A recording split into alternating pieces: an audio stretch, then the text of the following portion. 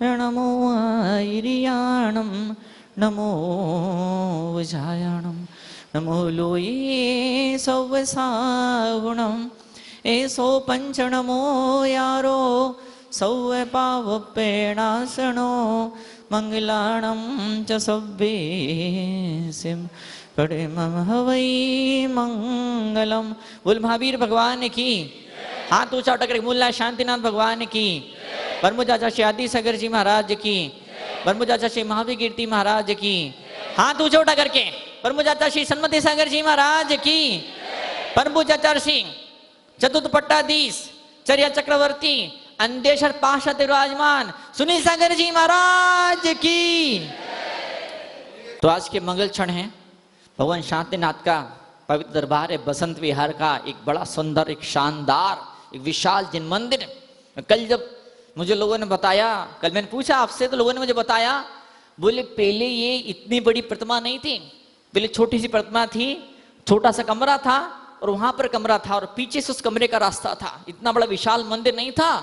कुछ लोगों ने सपना देखा, कुछ लोगों ने सपना देखा मंदिर विशाल होना चाहिए, प्रतिमा विशाल होनी चाहिए, कुछ सपना देखा, सपना संजोया, मेहनत करी, पुरुषार्थ किया, पैसा इकट्ठा किया, दौड़े भागे घूमे, नेताओं से मिले, ऑफिसर से मिले, दुनिया भर की परमिशन लेकर के आए, बिल्डर से मिले, कॉन्ट्रैक्टर से मिले, इससे मिले, उससे मिले, और कुल बुला करके उन लोग की मेहनत रंग लाई। वो लोग कौन? आपके अपने परिवार के लोग, आप लोग की मेहनत रंग लाई। वो छोटा सा मंदिर इतना विशाल मंदिर बन गया, इतना ऊंचा मंदिर बन गया। और जब मैं देखता हूं ऊपर जाकर के, ऊपर जो मुनि निवास बनता, शानदार सा मुनि निवास बना के रखा है, तो इतनी ऊंची बिल्डिंग किसी के नहीं आसपास, जितनी ऊंची बिल्डिंग मंदिर मुनि निवास की बना के रखी है।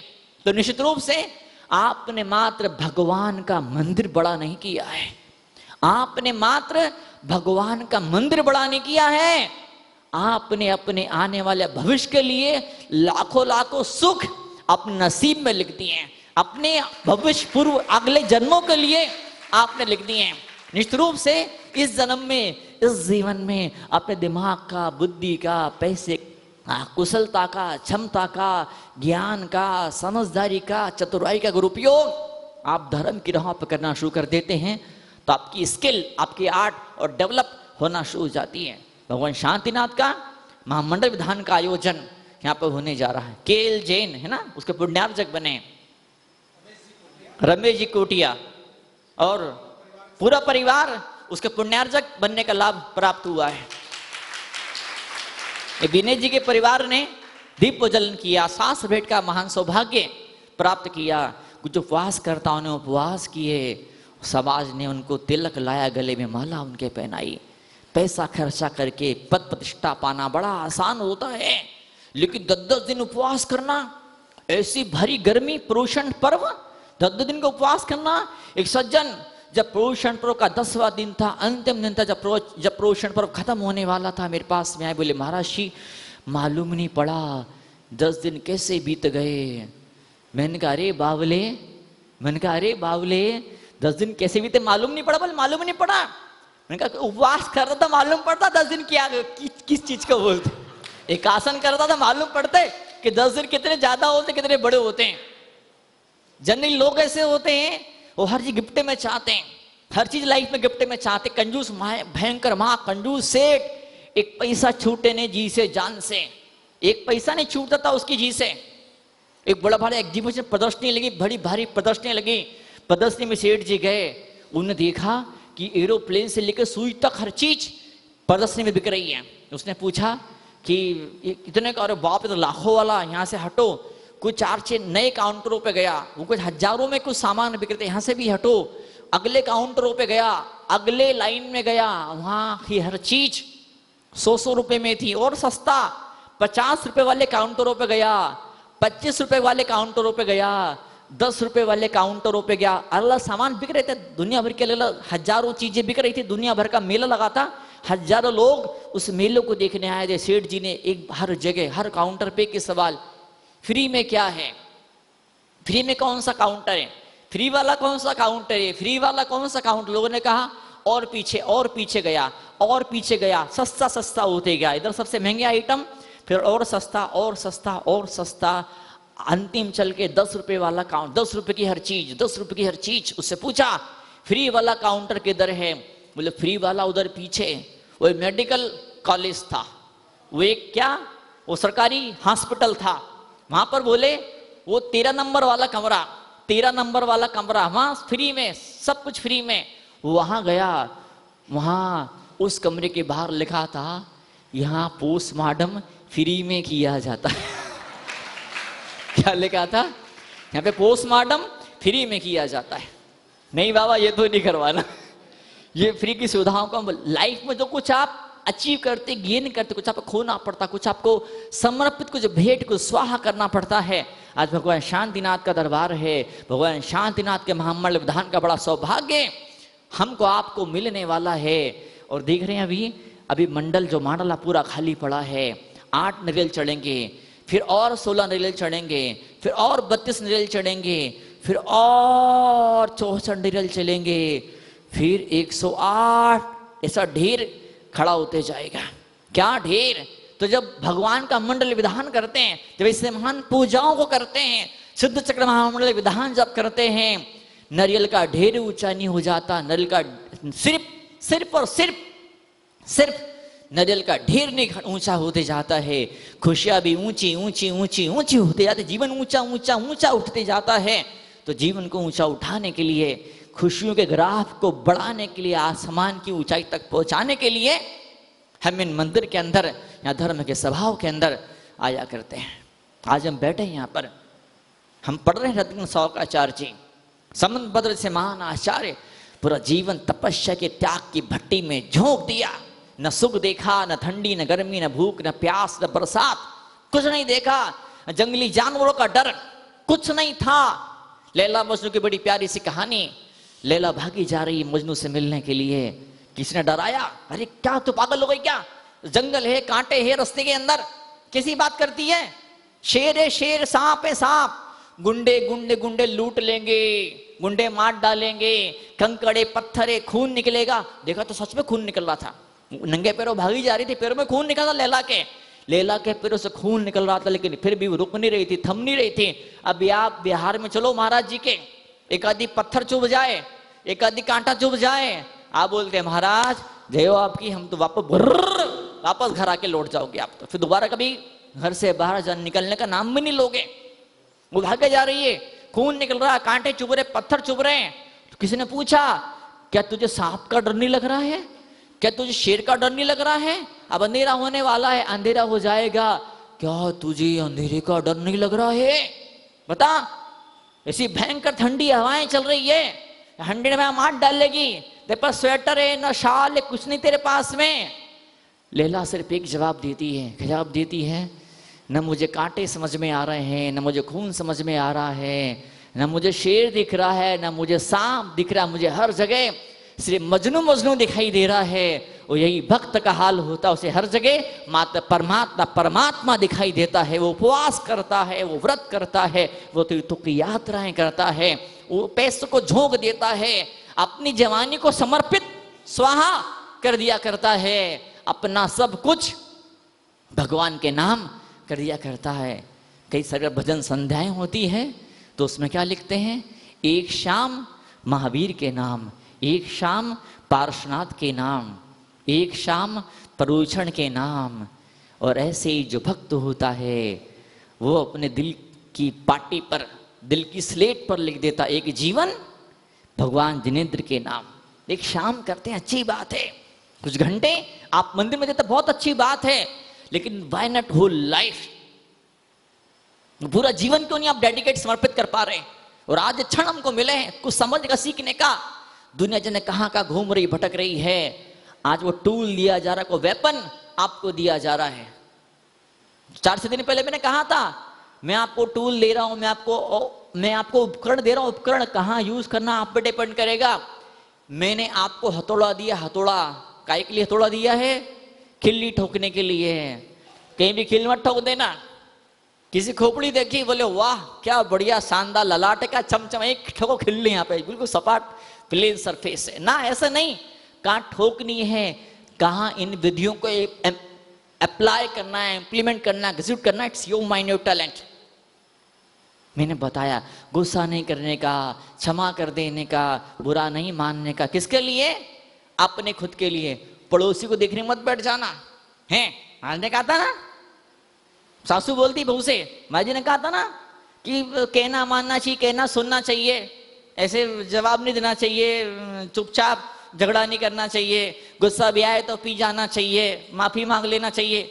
महाराज ने कहा था ना, मुझे मालूम था तू नहीं सुनने वाली, तू नहीं सुधरेगी, तेरे कान में जूनी रेंगती है। भगवान आए तो भगवान, पत्नी बोलती पति देव को, भगवान आए भगवान, भगवान भी आ जाए तो आपका कुछ नहीं हो सकता है। महाराज ये तो ऐसे हैं और ऐसे ही रहने वाले हैं ना। धर्म का उपदेश हमारे पर्सनल खुद के लिए हुआ करता है। आज हम यहाँ आए हैं सिर्फ एक बहुत सुंदर सी बात, पहले राक्षस लोग हुआ करते थे, वैष्णव शास्त्रों में पुराणों के अंदर राक्षस लोग हुआ करते थे, ऋषियों को तपस्या नहीं करने दिया करते थे। आजकल क्या होता है? आजकल मोबाइल होता है, आजकल इंटरनेट होता है, लोगों को तपस्या त्याग नहीं करने देता है। अब मंदिर में आके बैठते हैं, वो दादी दादी अम्माएं, दादी दादी अम्माएं 60-60 साल की, 70-70 साल की उम्र, बार बार मोबाइल में देखती रहती है, बार बार बीच बीच में कि मोबाइल में क्या नोटिफिकेशन आया, टूं टूं घंटी टूं टूं बजती है। और जब टूं टूं बजती मोबाइल में घंटी, इधर टूं टूं बजती दिल में घंटी टन टन बजना शुरू हो जाती, मजा आता, बोले वाह नोटिफिकेशन आया। नाने लम पड़ता, कंपनी ने मैसेज भेजा है आपका नेट पैक खत्म होने वाला। बोले बाप रे, इतनी जल्दी नेट खत्म हो गया।